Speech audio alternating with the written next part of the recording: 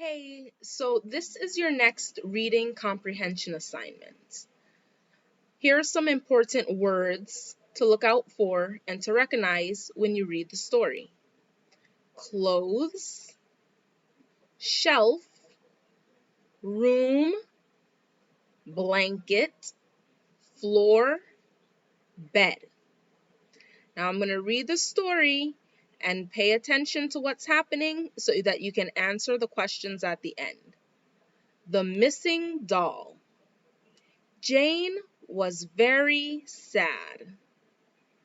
She could not find her doll. Her mom said, "Look in your room.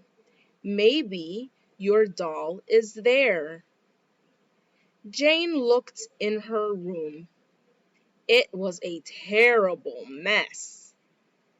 She started to clean her room. She put all the books on the shelf.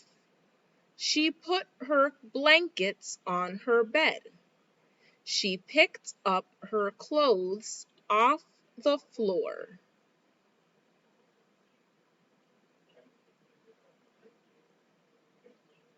"I found her," Jane said. "My doll was hiding under my clothes. I think she was playing hide and seek." Jane put her doll in the dollhouse. Her room was clean, and now it was time to play. Circle the correct answer. Jane lost her A. Pet, B. Doll, or C. Truck. Jane found it under her A. Clothes, B.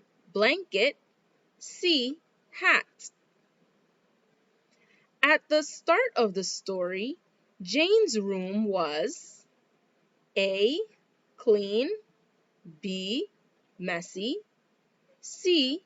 Green. At the end of the story, Jane's room was A. Clean, B. Messy, C. Wet. What happened first, second, and third? Jane found her doll.